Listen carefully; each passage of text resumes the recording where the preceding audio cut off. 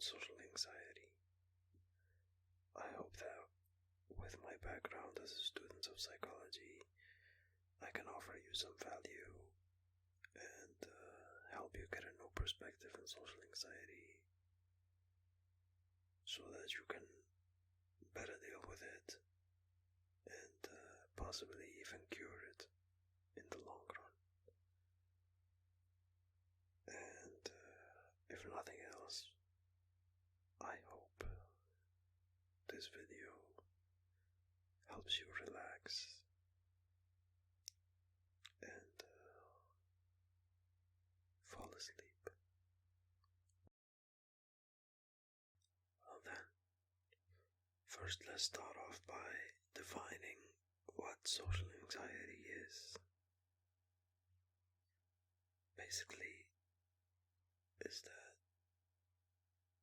feeling of nervousness where you become agitated in social situations. You worry about social interactions, you worry about the way people will perceive you, you worry about making social mistakes, and you worry about what people will think of you.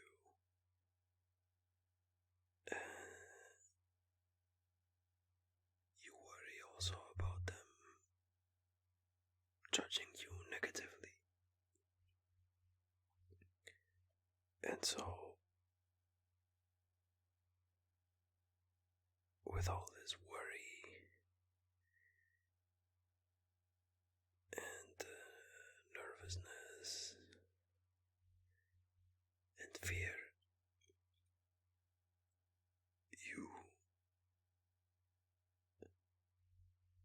it starts to affect your social life in a very negative manner. So you end up not going to places you actually want to go to. But anyway, now that we know what social anxiety is,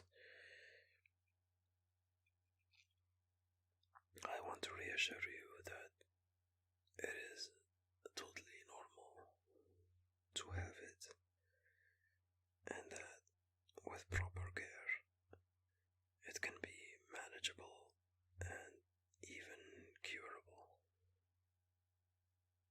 It's perfectly normal to have social anxiety.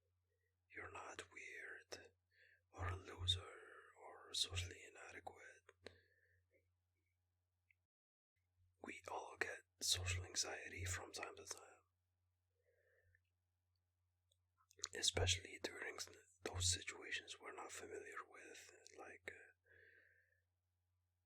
going to a new kind of event for the first time, or meeting somebody for the first time. It's completely normal. Everyone gets it, even celebrities.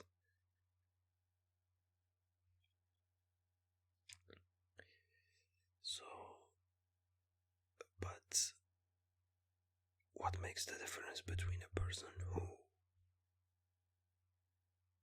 actually suffers from social anxiety and a person who has a completely normal social life?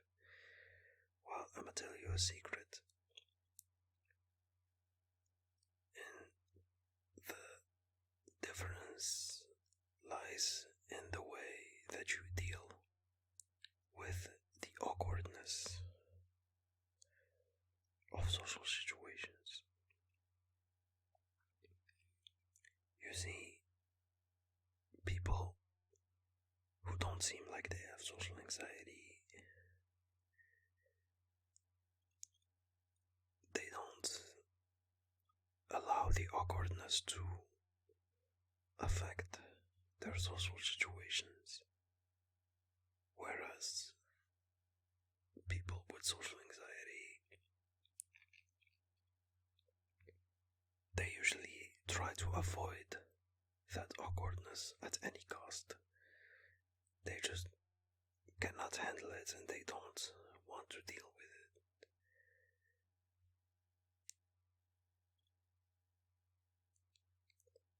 And that comes from the fact that the difference between people with social anxiety and people who don't seem to have any. I say seem because they're very good at hiding it. So the difference is in the fact that people with social anxiety tend to have perfectionist personalities more so than other people. And so, because they want every interaction to be perfect and smooth without any awkwardness, and because awkwardness is something that's inevitable in social interactions, that's where you get anxiety, because you don't want to deal with the awkwardness. But like I said, awkwardness is something completely normal. It is completely normal to have awkward silences or an air of awkwardness in your interactions with other people. Do not let that stop you from interacting with other people, because it's completely normal. Every social interaction there is awkwardness. It's completely normal. So don't try to have the perfect social interaction with the people around you, and don't allow the awkwardness to stop you from interacting with the people you want to interact with, and to do the social things that you want to do. Just accept the awkwardness as something normal, as something that's gonna happen. And you know what else? When you actually accept that awkwardness as something normal, your interactions become less awkward, because that nervousness from trying to avoid awkwardness is gone. So there's almost no awkwardness whatsoever in your interactions. So that's one way you can deal with social anxiety. Another reason why you may have social anxiety is because you want to always be in control. And that's, like I said before, because of your perfectionist personalities, which cause you to want to control your environment, control your social interactions. But you cannot control it, because you're not the only one. You're not the only party in that interaction. There is always somebody else you're interacting with. So because you can control that situation, and because you can control the environment you're in, and because you know that you can control it, that's where the anxiety kicks in. And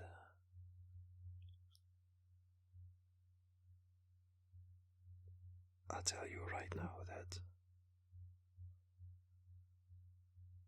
you can instantly cure your social anxiety if you just give up on perfectionism. Give up on trying to look perfect. Give up on trying to control. And just learn to trust yourself as you are, and to also trust your environment.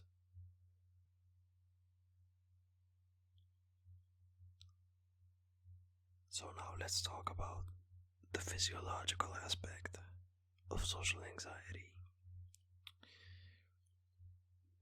You see, social anxiety is not just something that's happening in your head, but it's actually a physical state in your body. It's a physical response.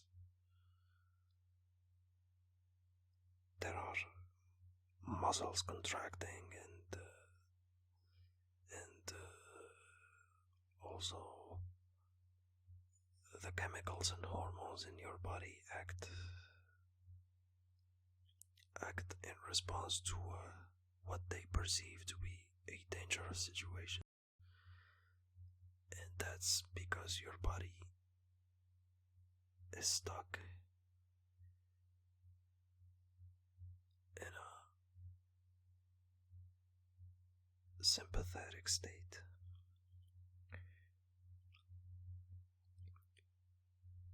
Now I'm gonna go a little bit more scientific now, but don't worry, it's not gonna be boring. I just want to tell you that in general, the nervous system, which controls everything in your body, your personality, the way you think, the way you feel, that nervous system, it has two states. One state is parasympathetic, and that's the relaxed, easygoing, chill state. And the other state is the sympathetic one. That's basically the fight or flight mode.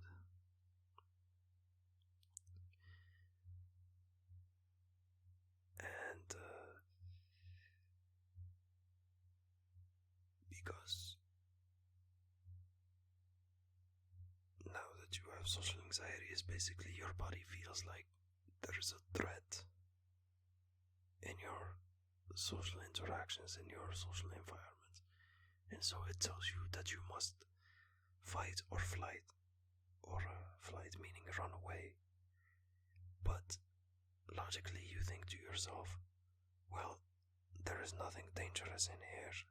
Why is my body telling me that I need to fight or run away from a threat? I don't see any real threat in here. So there is this confusion. Internally, there is this confusion between what your body is telling you and what your logical mind is telling you, which causes a freeze response within you.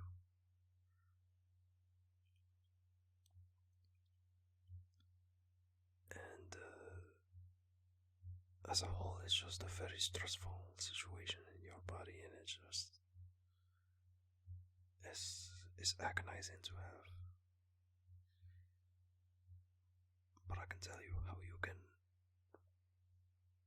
approach curing your social anxiety from a physical point of view, from a physical perspective, which I believe to be the most effective way to create change, permanent change to your situation. And that's to slow down your breathing. You see, now you're stuck in the sympathetic mode. In that mode, your breathing is basically too much inhalation, not enough exhalation. So what you need to do is turn your body back to parasympathetic state, the relaxed state. And how you do that is by reversing the breathing pattern, meaning you exhale more than you inhale.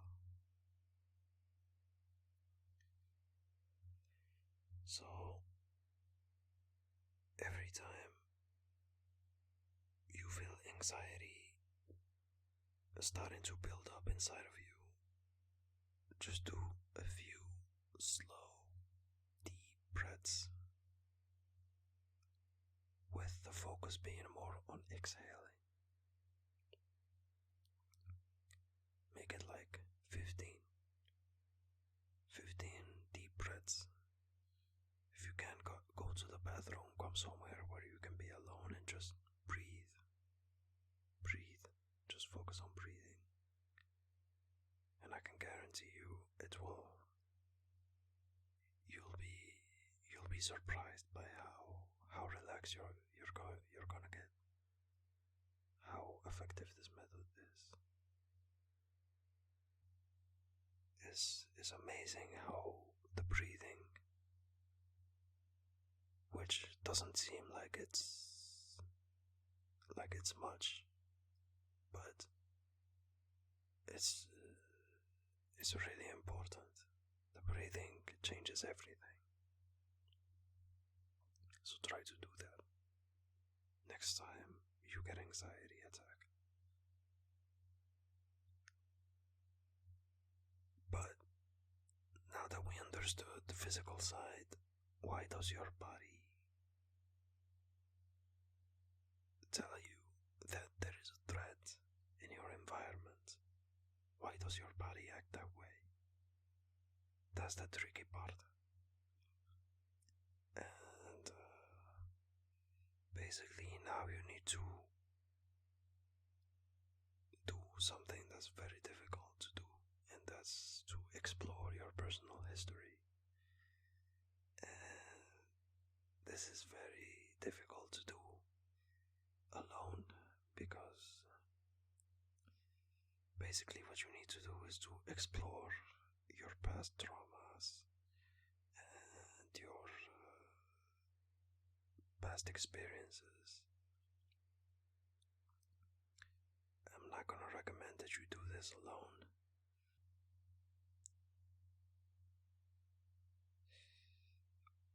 I'm gonna tell you one thing that most people with social anxiety have in common is that they've experienced bullying at some point or another in their life by not just one person, but by a group of people. So, because they were bullied by a group and they received that attention from that many people, every time you go into social situations and your body sort of remembers and associates that situation, even though it's people that are completely friendly with you, but your body still remembers those situations where you were bullied by a group of people. And so now that you're surrounded by a group of friendly people, your body still thinks you're getting bullied. But this is just something that I noticed people with social anxiety have in common. But then again, like I said, you need to explore your own history, because everyone has personal history that's different from one another. This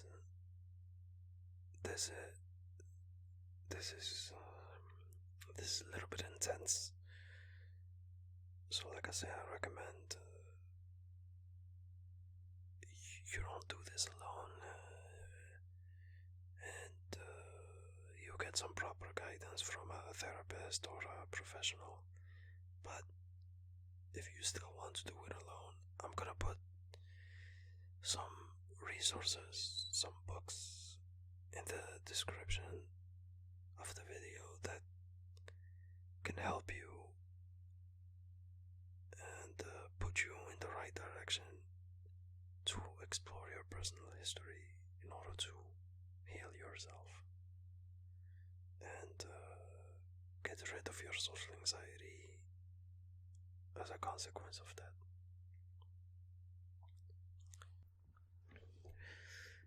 Now, let's talk about history in general and why social anxiety is more prevalent today than it did in ancient times. Well, basically, it's because in ancient times, people lived within small communities. They lived within their own tribe or in small villages. So, everyone knew each other. And so, because everyone knew each other, they felt somewhat safe. So, there was no social anxiety back then. Nowadays, we live in big cities where we're all strangers and we all live in close proximity to one another. And so, there is this lack of trust. I wouldn't say mistrust, but just lack of trust. You don't know these people, so you cannot necessarily trust them. And so that causes a lot of anxiety for people. That could be one of the reasons why there is more social anxiety today than in ancient times. Another reason could be because we are a new generation that has not been socialized properly as youngsters, and thus because of technology, I think most of us spent our childhood indoors playing video games and watching TV. There was never that sense of freedom as a child where you just go and play outside. And that's very important actually, because you didn't get the chance to practice something that's very important, and that's actually your social skills. Because the majority of your social skills, a large percentage of it, is actually learned during childhood.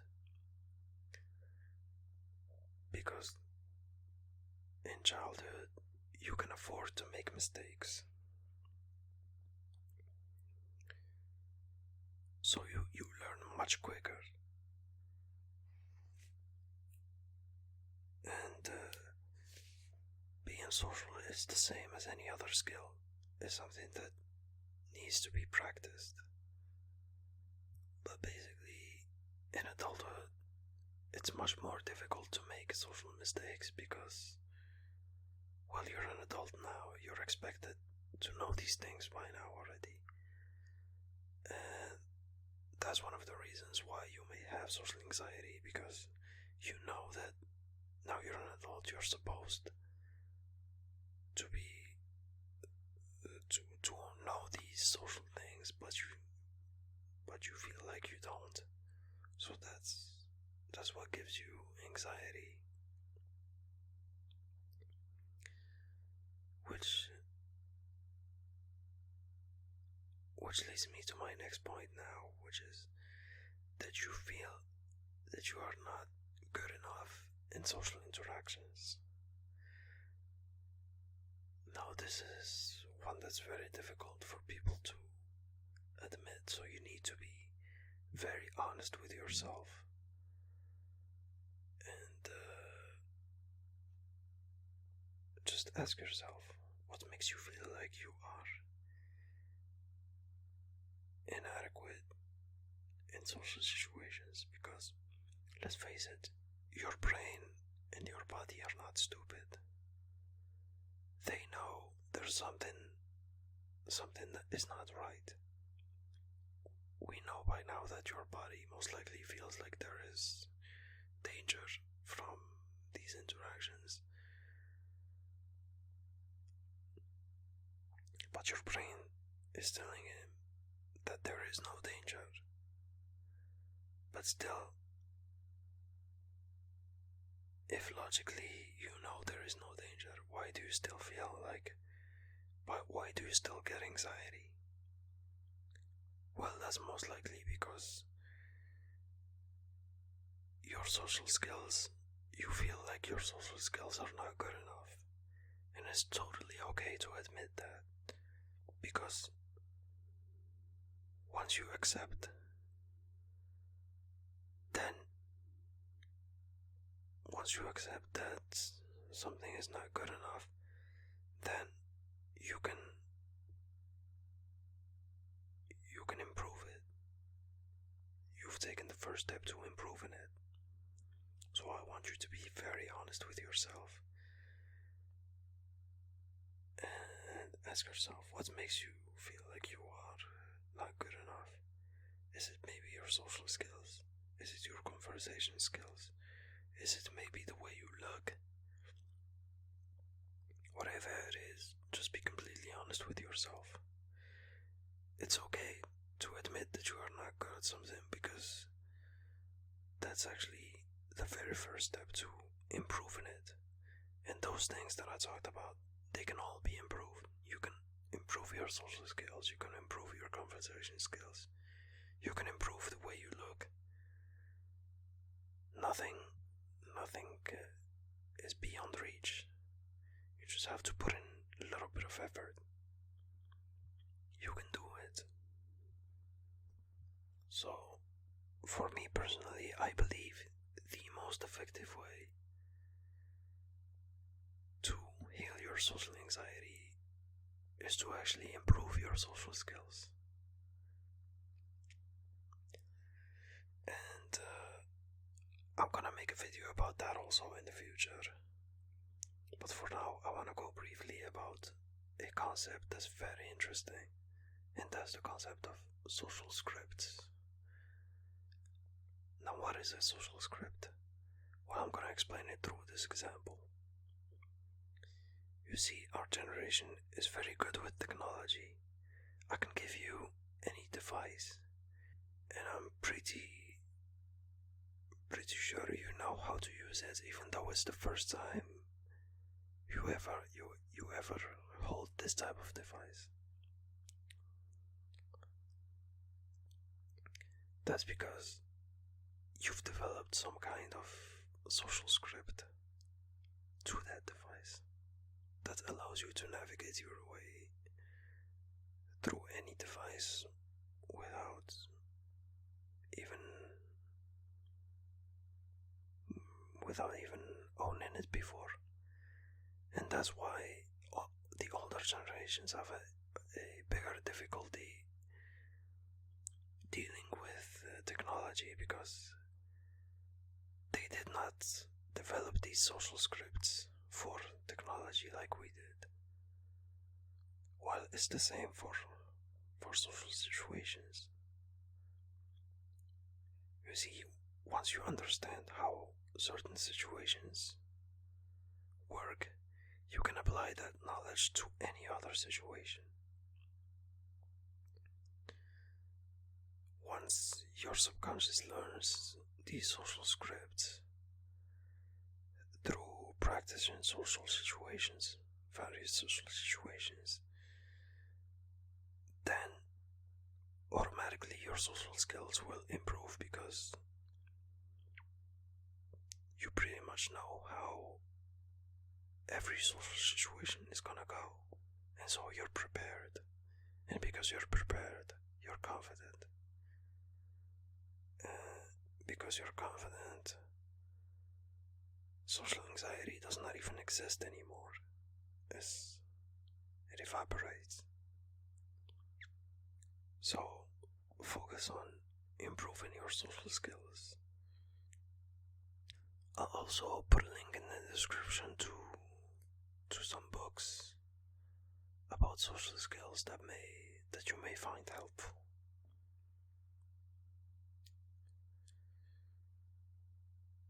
Okay.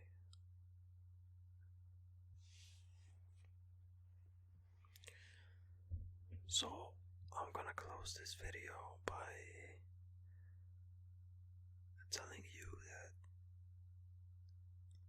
you need to build up the courage to come out of your comfort zone. Expand it slowly. Don't force yourself. Take it slow, one step at a time, baby steps. Face your fears and have small victories every day. Do only what you can do and what you have to do. Nothing more, nothing less. Also, share your struggle with social anxiety. Share it with somebody, a friend, a parent, or a family member. And if you don't have anyone to share it with, go online or seek professional help.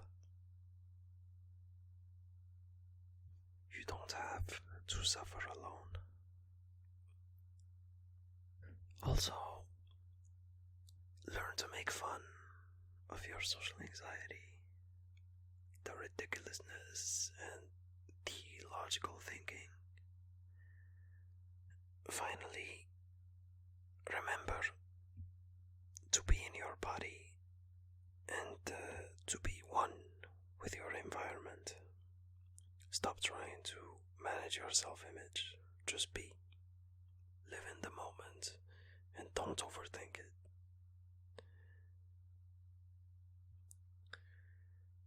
In closure, let me tell you that the ultimate cure to social anxiety is this. Learn how to relax in your body and learn how to be confident and assertive. Being assertive will do wonders to your life in general, not just your social life, but to your overall happiness. That's the cure, pretty much. I know that this is so cliche and that you've heard it a million times, but believe in yourself. You can do it. If you're a good person, you deserve to live a happy and successful life without any suffering. So, blessings to you all.